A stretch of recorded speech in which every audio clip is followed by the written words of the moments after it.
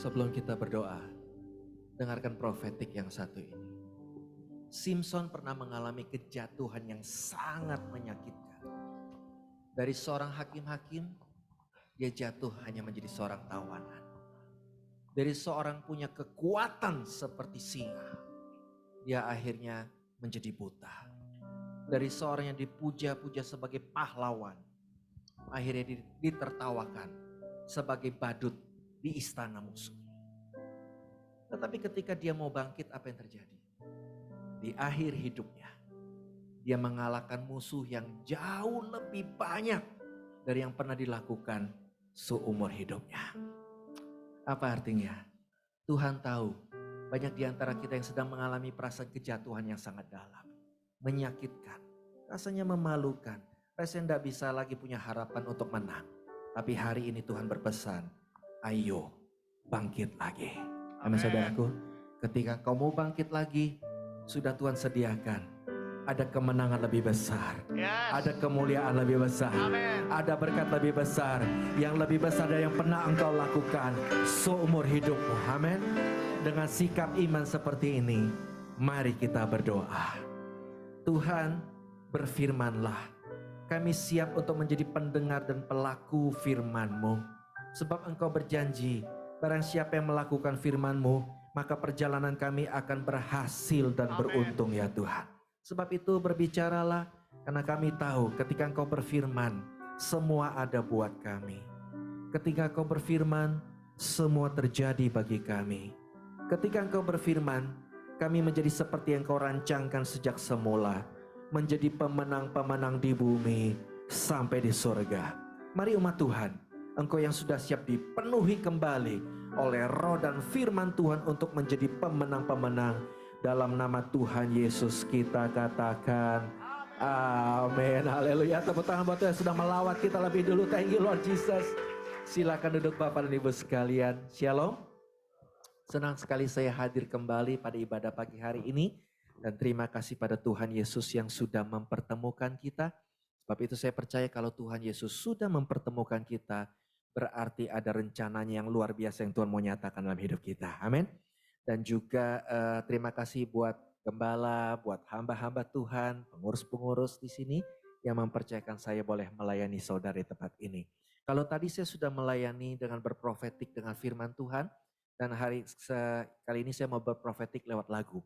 Karena selama ini saudara, boleh dimainkan ya, di kunci E ya? F, E atau F? Kita nego dulu ya, maklum. Di tempat dagang nih kita di E dulu deh, di E. Iya. Di diskon dulu dong ya. Saudara, banyak orang mengenal saya lagu-lagu keintiman. Ya, Tuhan inilah yang ku tahu, Kau mengenal hatiku. Sobat kemudian, sejauh timur dari barat, Engkau membuang dosaku. Tetapi ada satu masanya, Tuhan memberikan suatu lagu yang tidak pernah saya duga akan Tuhan berikan. Ya, lagu ini kurang lebih kayak begini. Ku tak akan menyerah pada apapun juga, sebelum ku coba semua yang ku bisa, tetapi ku berserah kepada kehendak-Mu. Hatiku percaya Tuhan punya rencana. Waktu saya dikasih lagu ini, terus terang awalnya saya protes. Karena ini di luar kezaliman. Atau terbalik, kelaziman. Jaliman. Kelaziman, jadi gak biasa buat saya. Saya sudah biasa intim, bikin ketika menyembah itu bawa orang dekat sama Tuhan. Lah ini kayaknya kok beda ini. Ini seperti lagu perjuangan. Ya. Tetapi kemudian Tuhan yang tahu dan saudara yang tahu bahwa ketika saudara mengalami kesusahan, lagu ini sudah ada buat saudara. Betul gak saudara? Itu bukan karena saya gak tahu apa-apa. Tapi Tuhan yang tahu. Sebelum kita mengalami kesusahan, Tuhan sudah kasih lagunya. Sehingga ketika kita lagi down, ada sesuatu yang mengangkat kita lagi.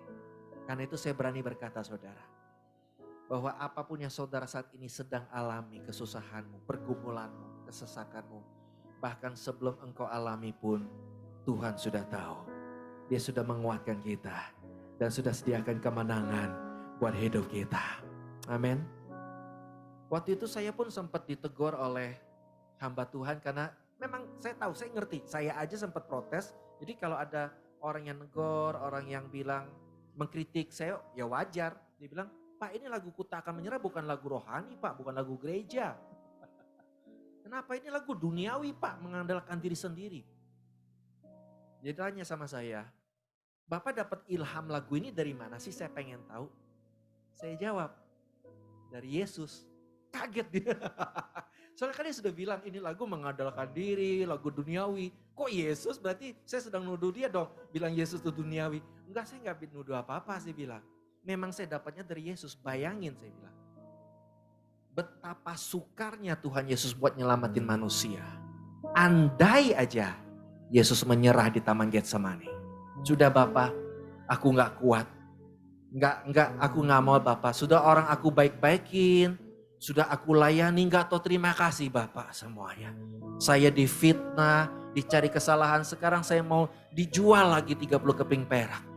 Udahlah Bapak, aku dikhianati seperti itu, aku gak kuat. Sudah aku nyerah, Bapak suruh orang lain saja. Aku kembali ke sorga aja. Saudara tahu akibatnya kalau Yesus menyerah? Kita gak selamat, betul gak saudara? Tapi puji Tuhan, kita punya Tuhan Yesus yang tidak pernah menyerah.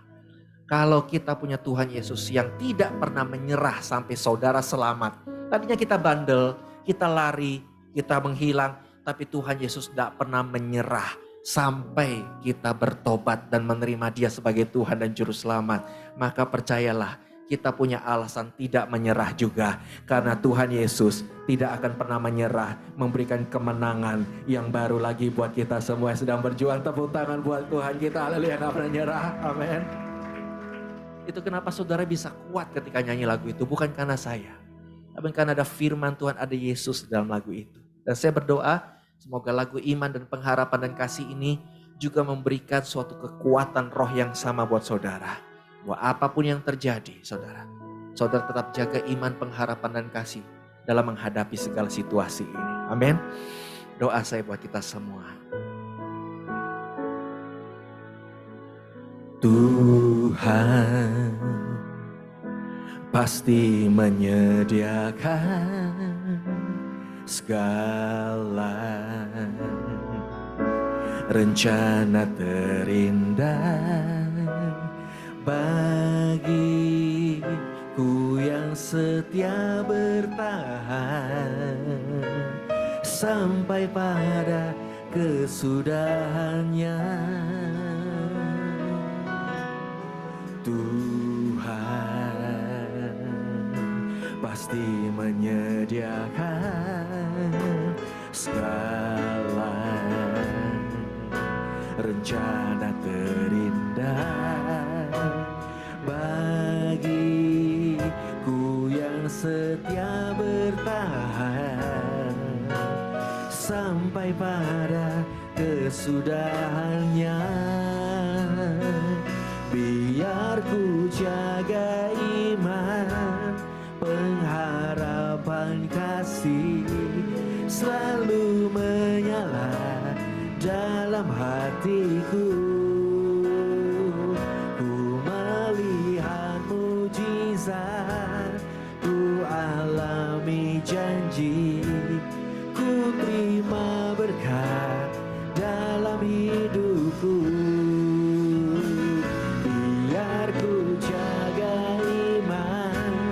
Pengharapan kasih selalu menyala dalam hatiku.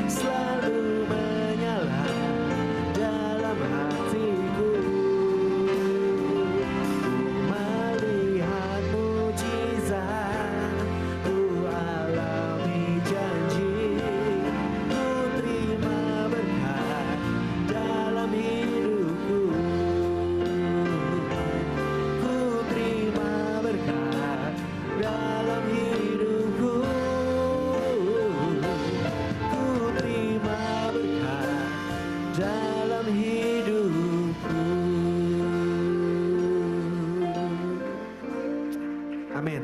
Puji Tuhan, kiranya lagu ini menjadi kekuatan bagi iman, pengharapan dan kasih dalam kita. Amin. Dan ayo kita bahas sekarang pesan Tuhan di dalam lagu ini.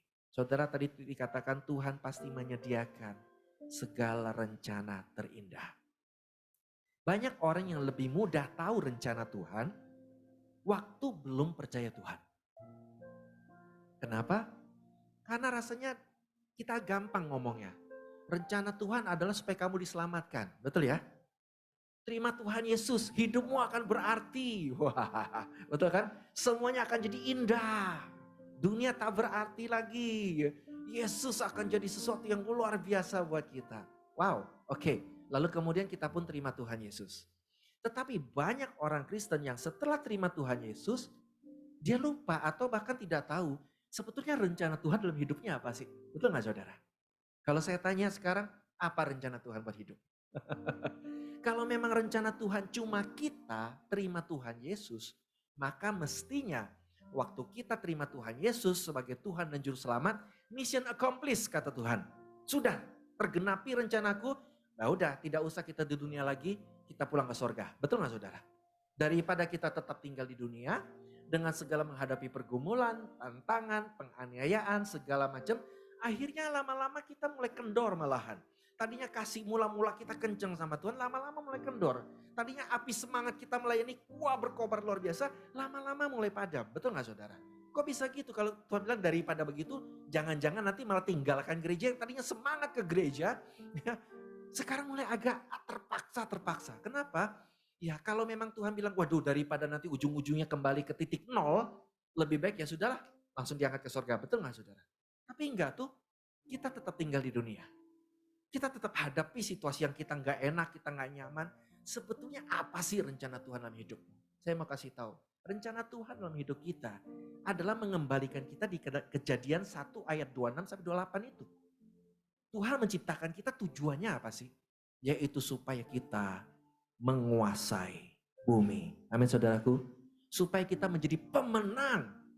Katakan apa? Kita diciptakan sebagai pemenang. Itu dulu deh. Jangan ngomong soal lebih dari pemenang. Itu dulu.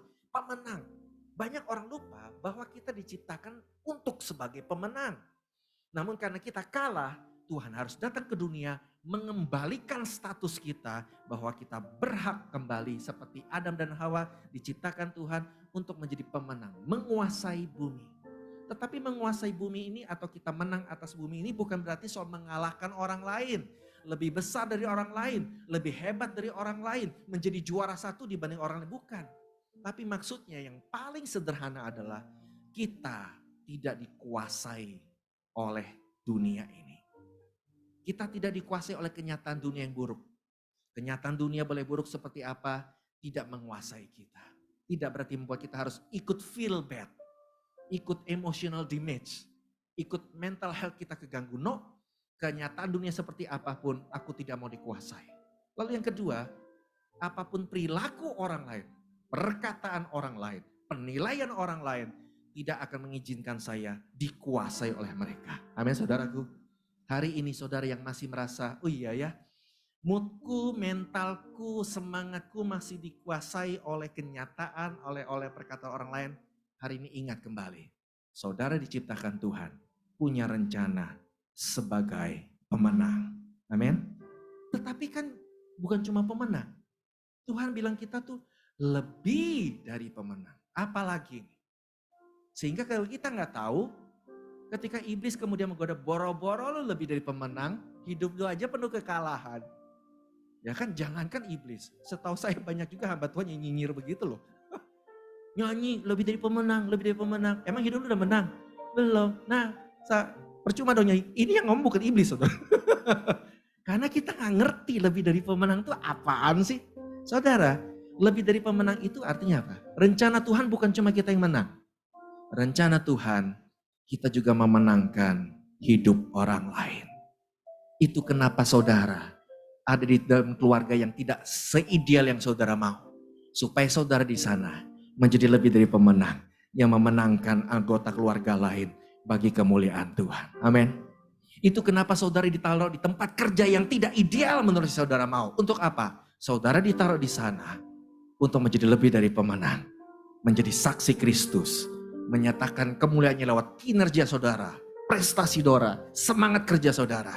Supaya memenangkan hidup orang lain. Bicara soal memenangkan, memang bicara soal penginjilan. Tetapi juga bicara soal berjuang buat orang lain. Sebagai orang tua, kenapa kadang-kadang orang tua suka ngeluh, anak saya kok begini? Yes, karena sebagai orang tua Tuhan mau engkau memenangkan anakmu. Supaya anakmu kelak menjadi orang yang berhasil dalam dunia ini. Tuhan taruh kita bukan jadi korban keadaan. Tuhan taruh kita untuk menjadi lebih dari pemenang. Amin. Tuhan bisa mengubah kita dari korban menjadi pemenang. Yang ngerti katakan amin. Tepuk tangan dulu buat Tuhan. Amin. Itu rencana Tuhan buat kita. Cuma karena kita lupa, kita jadi sibuk akan hal yang gak perlu kita sibuk sebetulnya. Kita terganggu, kita marah oleh hal yang sebetulnya gak bikin kita marah. Kalau kita lihat gak ada urusannya kok. Itu cuma annoying. Itu cuma mengalihkan visi hidup saya. Sebagai pemenang dan memenangkan hidup orang lain. Kita gak akan sibuk hal-hal yang menurut parameter yang gak guna buat kita. Itu otomatis karena kita sudah punya rencana ke depan. Saudara tahu bahwa rencana ke depan kita di hadapan Kristus. Yang Tuhan tanyakan bukan soal harta kita, soal pencapaian kita, kehebatan kita. Yang Tuhan tanya simple, sudah memenangkan jiwa berapa orang? Cuma itu. Kalau kita ngerti itu, maka tidak ada yang penting buat kita. Betul-betul kita bilang cuma Yesus, apa yang Yesus katakan itu penting buat kita. Itu gak bisa dibuat-buat. Itu adalah hasil dari keintiman saudara dengan Tuhan. Saya percaya setelah ini saudara akan dikembalikan ke jalur yang semestinya. Ya yang tadinya lost, bingung, ngapain saya sibuk ini, ngapain saya stres ini, ngapain saya depresi ini. Ternyata no, itu bukan rencana Tuhan bagi hidup saya. Tetapi juga yang bisa bikin kita stres setelah kita tahu tujuan hidup kita. Banyak orang yang tahu kok tujuan hidup kita adalah dipuji Tuhan. Banyak yang tahu, tapi masih stres juga. Kenapa? Merasa rencananya gagal. Betul gak saudara? Yang bikin kita stres kan gitu, udah rencana baik-baik. Saya niat begini, saya mau begitu. Oh ide indah. Kok kenyataannya beda ya? Betul saudara? Dan bukan cuma kita saudara. Saya percaya Daud pun pernah merasa hal yang sama. Ketika Daud diurapi jadi raja. Wah saya jadi raja. Kira-kira pikiran Daud apa sih? Pasti pikiran dia gak pernah pikir. Saya raja akan dikejar-kejar. Akan dihina. Akan dianggap musuh oleh satu negara. Saya jadi raja, bayangin kita apa jadi raja? Wah saya akan memimpin suatu bangsa loh. Saya akan duduk di istana loh, singgah sana, saya perintah apa aja orang nurut loh. Wah ya kan, saya banyak bantuan loh, orang-orang akan dukung saya. Ya kan, saya bisa melakukan apa yang Tuhan taruh di hati saya mau begini, saya mau begitu. Ya, ingin begini, begitu, itu Doraemon saudara. Itu di Doraemon aja sering gagal saudara, betul? Pasti Daud punya pikirannya begitu, betul gak saudara? Dia pasti tidak pernah membayangkan suatu hari malah dia akan dikejar-kejar oleh Raja Saul, jadi buronan negara, tidak bisa kerja, tidak bisa makan karena yang berani bantu dia akan dihukum oleh raja. Tidak punya rumah, dia seorang pelarian saudara, sehingga dia terpaksa jadi semacam preman, ya minta cari uang dengan cara menjaga keamanan. Itu yang saudara baca di Nabal, kisah dia dengan Nabal dan Abigail, karena Daud tidak ada kerjaan lain. Dia harus jadi itu, seperti itu. Pasti gak pernah kebayang, dia harus melarikan diri ke Filistin. Wow, gak pernah kebayang nama raja begini. Raja apa ini, Raja Lenong aja gak separah begini, betul gak saudara? Tetapi siapa yang menyangka ketika Daud ke Gua Adulam, justru disitulah secara manusia rencananya gagal total, hancur berantakan. Tapi bagi Tuhan justru rencananya digenapi. Di Gua Adulam itu Daud dipertemukan dengan pasukan-pasukan yang entah datangnya dari mana, tidak dicatat Alkitab, nggak jelas dari mana, tapi Tuhan pertemukan sehingga Daud bisa kembali mengikuti jalur janji Tuhan yang sudah Tuhan berikan kepadanya. Rencanamu boleh gagal, tapi Tuhan bisa mengubah rencana yang gagal justru untuk menggenapi rencananya lebih mulia, yang lebih indah, yang lebih ajaib, yang lebih berhasil buat kita semua. Haleluya. Sehingga ketika nanti kita berhasil, setelah ini kita gak akan bilang itu karena pemikiran kita yang brilian, itu karena strategi kita yang brilian. Dengan gampang kita akan seperti Daud yang berkata, kok bisa Daud diangkat Tuhan? Daud cuma bilang satu kata, Tuhan yang lakukan.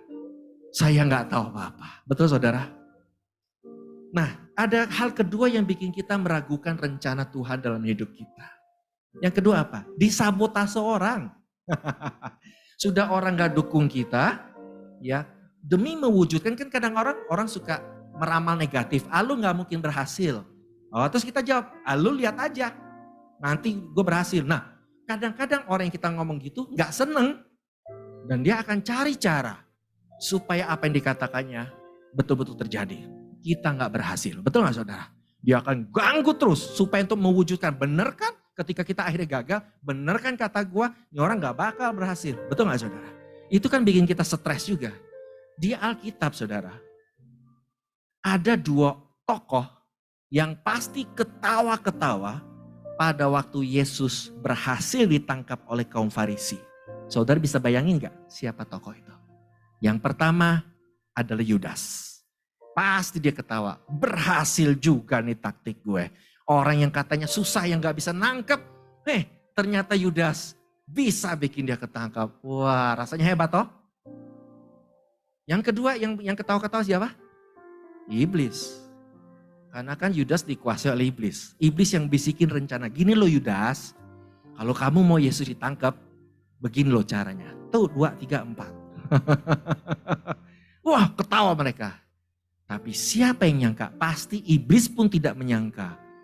Yudas tidak menyangka bahwa segara-gara mereka berhasil membuat Yesus tertangkap, justru itulah cara Tuhan untuk mengangkat Tuhan Yesus jadi juru selamat di atas salibnya. Betul gak saudara? Tapi apakah itu berarti Yudas dan iblis berjasa dong, masuk sorga dong? Enak aja, hello, ya kan? Kenapa? Karena itu rencana mereka jahat, tetap jahat. Cuma Tuhan yang ubahkan rencana jahat mereka mendatangkan kebaikan bagi kita semua. Artinya apa? Ketika Tuhan izinkan orang berlaku jahat buat kita, ngomong jahat buat kita, siasat jahat buat kita. Artinya apa? Tuhan bisa mengubahnya menjadi rencana yang mendatangkan kebaikan buat hidupmu. Yang gak mau stres lagi katakan amin. Yang percaya bahwa kita adalah pemenang, bahkan lebih dari pemenang, tepuk tangan buat Tuhan kita. Haleluya. Nah, ayo kita buka firman Tuhannya sekarang. Saya buka banyakkan dari Mazmur saudara. Karena Mazmur ini bukan cuma kitab pujian, kita buka yuk Mazmur 33 ayat 10 sampai 11. Mazmur ini adalah kitab yang menunjukkan betapa pemazmur mengenal siapa Tuhannya. Kalau saudara mau kenal siapa Tuhan, kita mesti baca firman Tuhan, betul? Tetapi kadang-kadang saudara pernah gak berasa gini, kayak saya, salah paham ketika baca WA-nya orang lain. Pernah gak? Dia gak maksud begitu, ya, tapi kita kira dia begitu. Dia gak kasih tahu, kita pikir nanya, gara-gara ada kata ya. Nanti kita ketemu di sini ya, saya pikir oh nanya, ya kan? Atau bukan, dia kasih tahu nanti kita ketemu di sini ya. Oh beda gak saudara? Beda kan? Tapi WA kan gak ada aksennya, betul saudara? Jadi kita bisa salah baca, salah maksud, salah ngerti. Kadang-kadang berantem pun bisa gara-gara cuma begitu, betul gak saudara? Demikian juga ketika kita baca firman, tapi kita gak ngerti hati Tuhan, tetap bisa salah kenal. Tapi di kitab Mazmur ini, itu Tuhan menyatakan dirinya secara personal, secara indah. Hampir bisa dipastikan saudara gak akan salah paham sama Tuhan. Ya, oke, lain kali kita bahas soal mengenal Tuhan lebih lagi, tapi yuk kita lihat. Apa yang Tuhan mau katakan? Tuhan apa? Menggagalkan rencana bangsa-bangsa. Ia apa? Meniadakan rancangan suku-suku bangsa. Berarti Tuhan bisa kok gagalkan rancangan bangsa-bangsa. Seperti Haman yang bikin tiang gantungan buat Mordekai. Haman yang bikin rencana memusnahkan umat Israel, tapi dibatalkan oleh Tuhan. Betul saudara baca kitab Ester. Nah kemudian terbaliknya apa? Dikatakan apa? Tetapi rencana Tuhan tetap selama-lamanya, rancangan hatinya turun temurun. Kalau Tuhan sudah mau menyelamatkan bangsa Israel, bahkan lewat Ester yang tidak tahu apa-apa, Ya, dia yatim piatu yang mestinya dia pahit sama Tuhan. Kok Tuhan jadikan dia yatim piatu dan bahkan jadi budak. Bisa Tuhan angkat jadi permaisuri. Ternyata itu rancangan Tuhan yang mengalahkan siasat seorang ahli militer dari seorang Haman. Kok bisa ya perempuan budak mengalahkan siasat dari Haman ahli militer? Karena kalau Tuhan sudah rencanakan, tidak ada yang bisa batalkan. Dan bukan cuma buat kita rencananya. Tuhan bilang rancangan Tuhan turun-temurun. Artinya buat anak dan cucu kita. Ketika Tuhan merancangkan kita sesuatu bukan cuma buat kita. Tapi bahkan buat keturunan kita pun Tuhan sudah punya rencana terindah buat kita. Yang sekarang percaya bahwa Tuhan punya rencana terindah buat kita. Katakan amin. Tepuk tangan sekali lagi buat Tuhan. Amin.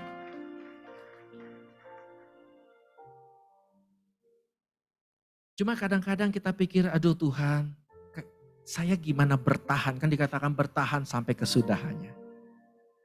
Tapi Daud tahu sekali lagi, bukan dia kekuatannya bertahan. Saudara, kadang-kadang kita kesel gini loh, masalah kita banyak banget. Belum selesai satu, datang lagi satu. Belum beres satu, ada lagi satu, ya kan? Setelah selesai beres, itu orang yang sama bikin lagi masalah. Hidup ini apa sih gunanya? Tapi kita gak pernah berpikir terbalik. Kalau kita begitu banyak masalah, gak ada yang nolong kita. Kok saudara masih bisa kuat bertahan sampai saat ini? Kalau kita masih bisa bertahan, pasti ada yang pertahankan. Betul gak saudara? Nah ini dia, kita baca sekarang kitab Mazmur 138 ayat 7. Saya percaya Tuhan bukan bicara hanya dengan pemazmur, tapi buat kita semua. Jika apa? Aku berada dalam kesesakan. Apa yang Tuhan perbuat? Engkau mempertahankan hidupku. Bahkan apa? Terhadap amarah musuhku engkau mengulurkan tanganmu. Dan tangan kananmu menyelamatkan aku. Saudara bisa bertahan sampai kesudahannya. Karena Tuhan yang mempertahankan saudara. Bagianmu cuma yuk terus intim dengan Tuhan. Terus lakukan kehendak Tuhan. Nah kehendak Tuhan pagi hari ini adalah saudara jaga iman, pengharapan, dan kasih dalam hatimu. Saudara tahu gak itu kata yang sangat populer sampai kadang-kadang kita gak ngerti apa sih maksudnya. Kan ayatnya terkenal tuh, ya kan? Pada akhirnya tinggal ketiga hal ini yaitu apa? Iman, pengharapan, dan kasih. Dan yang terbesar diantaranya adalah kasih. Sebenarnya apa sih iman dan pengharapan kasih itu? Saya buka dari ayat lainnya. Nah ini perjanjian baru sekarang ya. Biar lengkap saudara. 1 Tesalonika 1 ayat 3. Jadi saudara akan tahu betapa pentingnya kita gak usah ngurusi yang lain. Tuhan akan urusi. Bagian kita jaga iman, jaga pengharapan, jaga kasih di hati kita. Dikatakan di sini sebab kami selalu apa?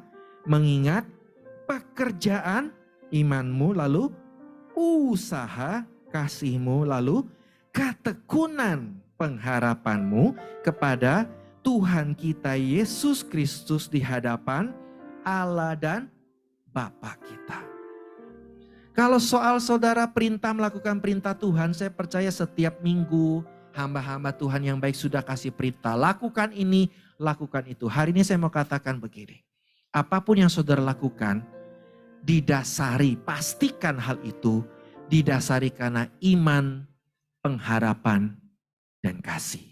Karena itu bicara soal infrastruktur hati kita untuk melakukan segala sesuatu.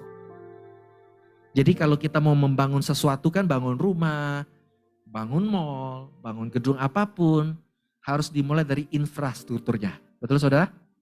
Nah infrastruktur hati kita kalau saudara mau bangun pelayananmu, bangun karuniamu, bangun apapun tanpa iman pengharapan kasih saudara bangun lebih dulu, maybe lebih cepat. Mungkin lebih cepat, tapi rapuh sekali. Saudara akan merasa begitu gampang masalah bikin saudara goyang. Itu enggak dibuat-buat, saudara. Itu memang otomatis. Misalnya bahkan ketika saudara datang ke gereja beribadah, tanpa berdasarkan iman, pengharapan, kasih untuk melakukannya. Ketika ada masalah ya, ada ya misalnya saudara ya. Mungkin ada orang yang mungkin pengurusnya lupa sibuk salamin saudara. Dia salamin depan saudara, saudara dilewatin, dilengos, salamin belakang saudara. Kalau kita nggak datang ke gereja dengan iman, pengharapan, dan kasih terhadap Tuhan, tersinggung nggak saudara? Bisa tersinggung. Kenapa nih? Salah saya apa nih? Apa saya kurang bagus bajunya? Depan saya disalamin, belakang disalamin, bisa kan? Itu ketika kita melakukan sesuatu tanpa infrastruktur, bisa cepat, tapi rapuh sekali. Kalau saudara bekerja tanpa dasar yang kuat, ada masalah dalam pekerjaanmu, saya percaya ini bukan masalah soal mental Gen Z. Katanya mental Gen Z gampang berhenti kerja. Saya pikir sama. Cuma intinya saudara punya pengharapan dasar iman dan kasih enggak ketika bekerja. Apa dasarmu ketika bekerja? Kalau dasarnya cuma ya biar gak dibilang pengangguran aja. Nah ketika ada masalah saudara kepikir gini. Mendingan gue jadi pengangguran daripada ditindas kayak company begini. Saudara ya kan. Dijajah, diperintah ini itu gitu kan. Udah mending gue pengangguran. Betul gak saudara? Tetapi ternyata iman, pengharapan, kasih di infrastruktur kita. Ketika saudara mau melakukan sesuatu, pastikan saudara punya iman, pengharapan, dan kasih. Kenapa? Karena iman mencegah saudara, kuasa yang menolong saudara supaya tetap tenang. Tidak khawatir, tidak takut. Itu iman gunanya. Saudara tahu yang Tuhan Yesus tegur ketika orang lagi khawatir, dia bilang apa? Jangan khawatir, percaya. Betul gak saudara? Jangan takut, percaya. Saudara tahu gak kenapa saudara diminta percaya sama Tuhan? Bukan karena Tuhan tuh butuh dipercaya. Percaya dong sama aku. Masa gitu sih kamu jadi umat gak percaya amat sama aku? Kalau Tuhan mau dipercaya ya, ngapain dia minta susah-susah dipercaya? Enakan minta disembah, betul gak saudara? Kalau jadi Tuhan Yesus ya, enakan datang ke dunia dan bilang, ayo sembah saya. Nggak mau nyembah, kodok. Jadi kodok saudara. Yang lain langsung takut kan? Wah iya deh. Oke lah kalau nggak jadi kodok. Kebanyakan nonton film kartun sama anak saya saudara ya kan. Mungkin dibikin sakit lah. Kamu nggak mau nyembah? Oke besok kamu sakit ya 3 hari sampai kamu nyembah saya. Gampang nggak buat Tuhan Yesus? Kenapa dia nggak lakukan? Karena dia tahu itu bukan soal buat dia. Dia mau kita percaya padanya supaya saudara menghadapi apapun. Saudara kuat, tidak lagi tegang, tidak stres, tidak khawatir. Seperti yang saudara sedang alami saat ini. Kenapa? Saudara punya alasan untuk percaya sama Tuhan Yesus. Semakin saudara percaya, semakin saudara tenang. Kita buktiin ya. Mungkin saudara bilang, masa sih? Ya, saudara di sini punya tabungan di bank dong. Rata-rata punya kan? Oke, bank digital punya dong. Oke. Nah, siapa yang di sini yang setiap malam tidak tenang dan menghitung uang tabungannya? Siapa tahu teller di tabungan saudara, di bank saudara, ngambil duit saudara. Siapa tahu bunga yang diberikan tiap bulan didiskon sama dia. Ada yang gitu? Pak ngapain pak? Kurang kerjaan, mendingan tidur pak. Enak, kenapa? Percaya aja lah, betul gak saudara?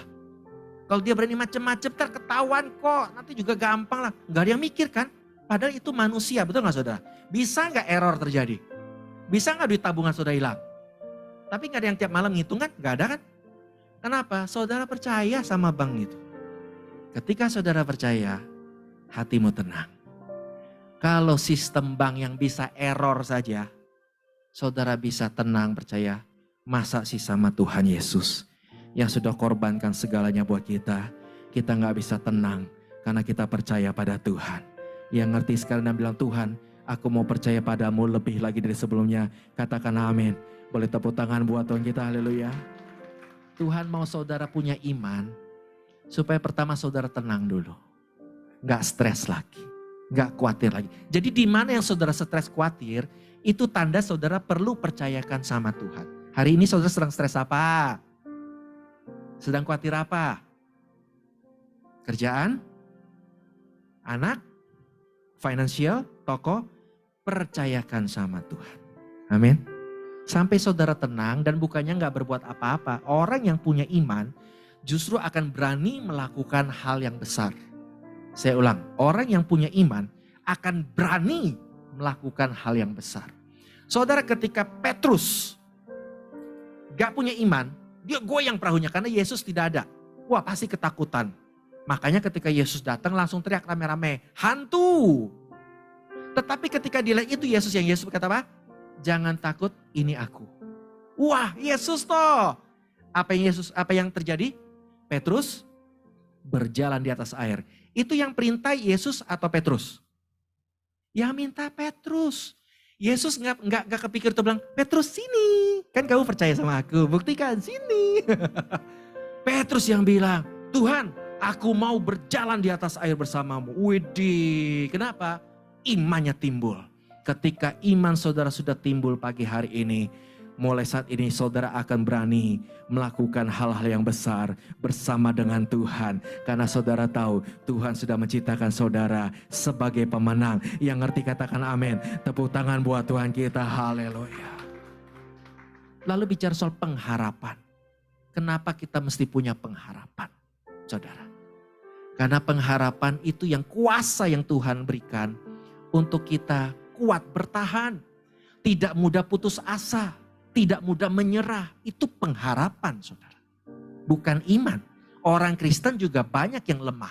Dia percaya sama Tuhan, mati pun siap buat Tuhan. Tapi disuruh hidup berjuang, oh enggak ah. Berarti dia punya iman, tapi enggak punya pengharapan. Betul enggak saudara? Itu satu paket saudara. Saudara kalau orang tanya pada saya, kenapa sih orang, ini pertanyaannya banyak, jawabannya satu ya.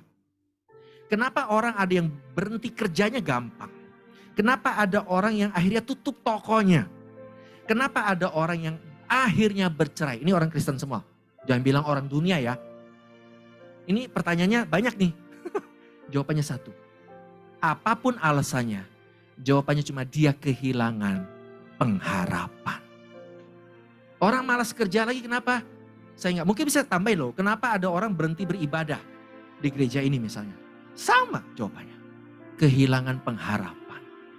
Kalau orang bekerja dengan punya pengharapan bahwa karirnya akan naik, gajinya akan naik, perusahaannya ini perusahaan terkenal dan sebagainya.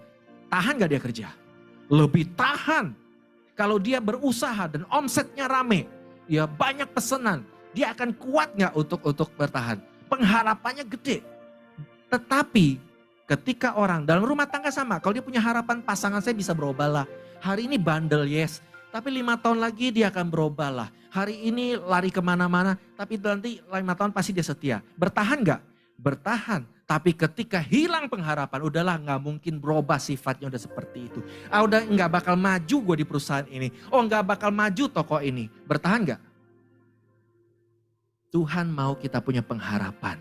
Supaya saudara kuat bertahan. Sampai kemenangan itu datang dalam hidupmu. Amin. Tapi jangan berharap pada manusia. Yuk kita buka sekali lagi. Ya kitab Mazmur lagi. Kalau soal iman saudara sudah tahu. Nah soal pengharapan. Jadi saudara yang lagi stres kadang-kadang hilang pengharapan putus asa. Nah saudara baca firman ini. Mazmur 119 ayat 116. Mazmur 119 ayat 116. Topanglah aku sesuai dengan janjimu supaya aku hidup.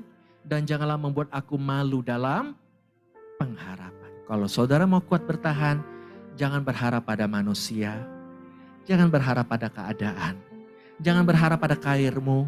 Jangan berharap pada bosmu. Jangan berharap pada hamba Tuhan. Mereka semua bisa datang dan pergi. Berharap sama janji Tuhan. Kalau Daud berharap sama Saul, saya percaya dia gak akan bertahan. Malas Tuhan. Kalau jadi raja mesti kayak begini. Mendingan aku gembalakan domba. Lebih happy. Betul saudara? Waktu Daud jadi gembala domba dia gak ngeluh. Gak pernah ngeluh. Gak pernah nyanyi Tuhan adalah gembalaku. Kapan aku jadi raja. Kayak lagu Disney begitu loh saudara. Ya kan gak pernah kan. I'm happy. Tapi gara-gara dijanjikan Tuhan jadi raja. Jadi masalah. Saudara tahu? Raja Saul pernah janjikan 3 hal. Buat anak buahnya. Yang bisa kalahin 100 musuh, dapat 3. 1, gajinya gede, tunjangan besar, seumur hidup. Wih asik. 2, diangkat jadi mantu raja. WD kalau ada bos buka sayembara gitu, wah yang jomblo-jomblo happy. Betul saudara? Ya kan? Kapan lagi jadi mantu bos? Yang ketiga, dikasih jabatan tinggi. Widih, sudah jadi mantu bos. Kaya raya, ya dikasih cabang perusahaan, sultan nih kita, betul gak saudara? Ya kan? Dan Daud bukan cuma mencapai target, melebihi 2 kali. 200 musuh dia kalahkan. Wow. Kalau kita jadi bos punya anak buah gini, pecat atau naikin gaji saudara? Naikin gaji dong. Jarang-jarang punya marketing kayak begini saudara. Ini malah Raja Saul ditiadakan semua. Ingkar janji. Kalau saudara jadi Daud kecewa nggak? Masuk akal nggak kalau misalnya Daud pengen bunuh Saul? Udah bohongnya kebangetan, gue yang dimusuhin ya kan. Lu yang melanggar janji, gue yang dianggap penjahat. Waduh. Tapi Daud bukan berharap sama Saul. Daud berharap sama janji Tuhan. Dapat gak akhirnya Daud semuanya? Dapat. Tapi bukan dari Saul. Harta dia punya. Anaknya Saul akhirnya menikah dengan dia. Dan dia jadi raja pengganti Saul. Artinya apa saudara? Orang boleh curi harapanmu. Orang boleh curi masa depanmu. Orang boleh ingkar janji terhadapmu. Orang boleh punya masalah sehingga tidak bisa memenuhi janjinya. Jangan putus harapan. Karena janji Tuhan tidak pernah ingkar pada kita. Apa yang dijanjikannya pasti terjadi dalam hidup kita. Tepuk tangan buat Tuhan kita. Haleluya. Dan yang terakhir, saya minta tambahan waktu saudara. Kasih. Yang terbesar adalah, tapi ini yang paling repot. Karena kita suka mengira Tuhan boro-boro aku mengasihi orang. Berat, mengampuni orang, gak kuat Tuhan. Terlalu sakit rasanya. Betul ya saudara ya? Tapi kalau memang itu perintahnya kita mengasihi orang, itu bukan terbesar. Seberapa besar sih kasihmu? Kasih kita sama Tuhan seberapa besar? Tuhan tuh begitu baik loh saudara. Seberapa besar sih kasih kita sama Tuhan? Kenapa dibilang kasih terbesar? Karena satu harus jaga di hatimu bahwa Tuhan mengasihimu. Orang boleh jahat, orang boleh kejam, dunia boleh gak adil. Tapi saya akan tetap menang karena saya punya Tuhan yang mengasihi saya. Kita buka firman Tuhan ya saudara. Ini kenapa kita perlu kenal Tuhan di Mazmur 145 ayat 8 sampai 10.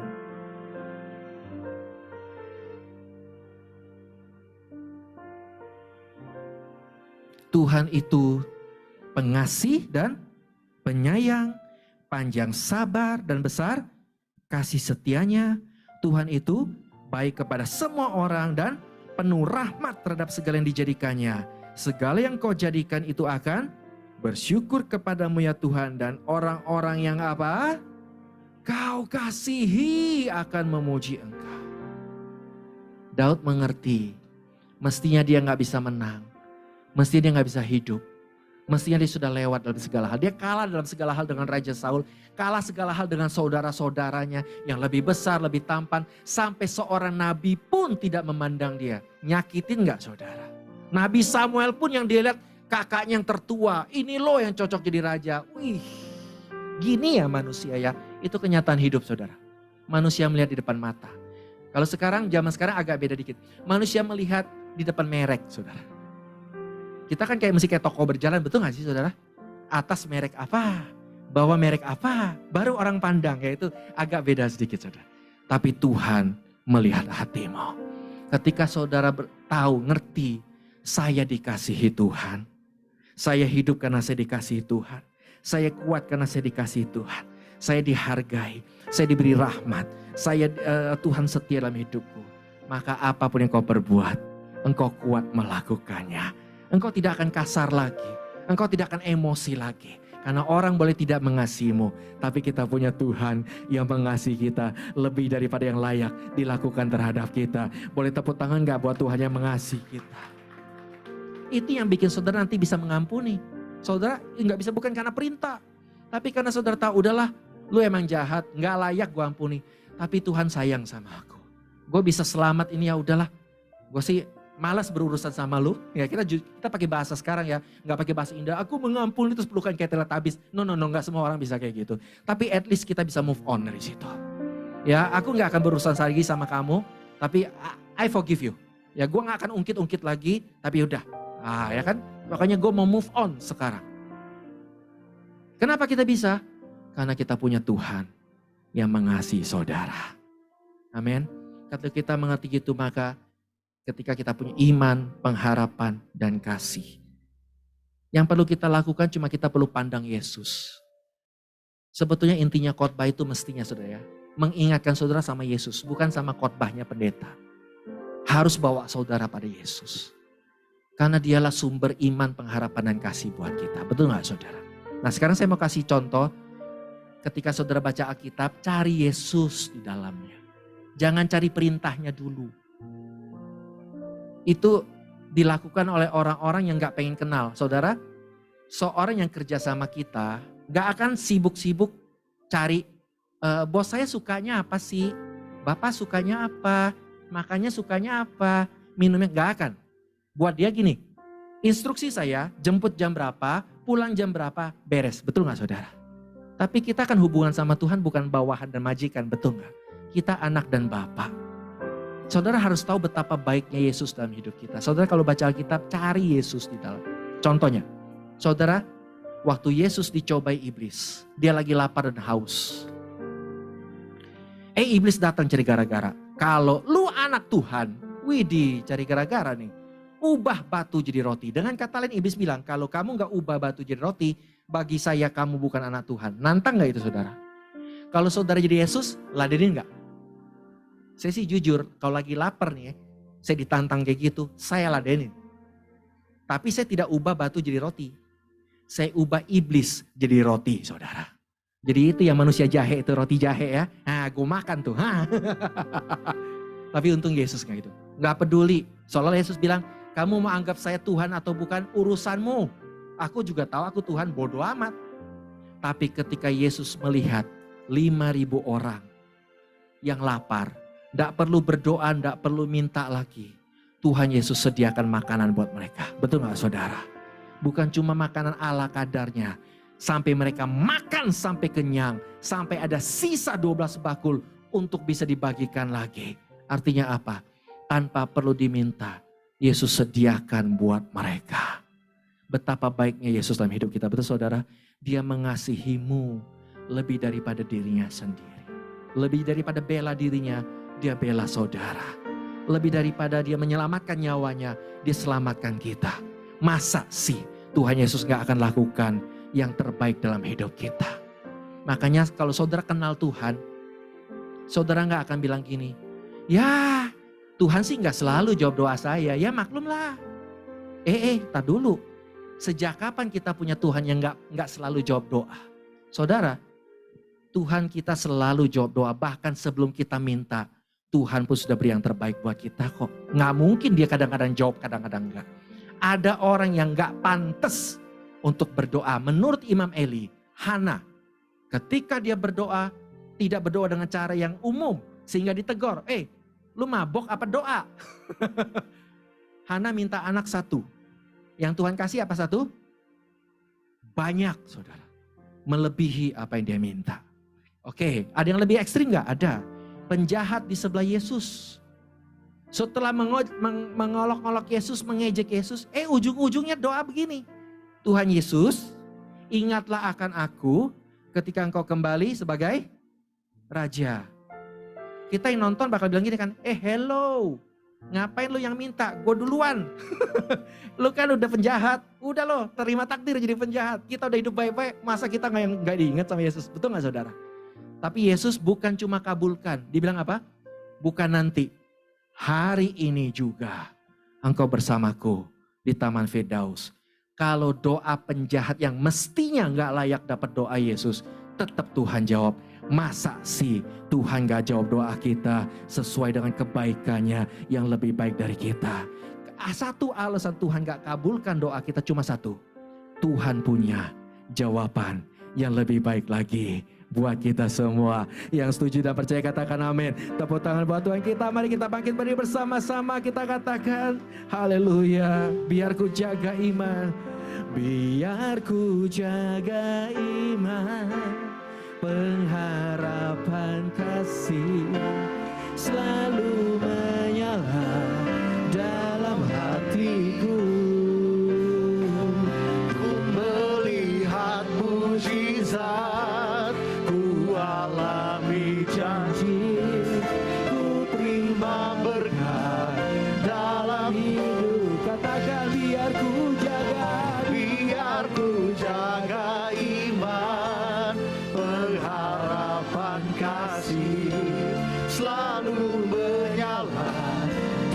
dalam hatiku.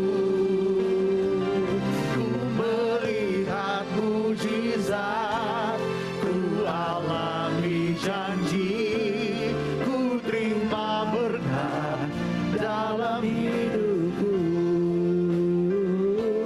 Ku terima berkat dalam hidupku. Ku terima berkat dalam hidupku.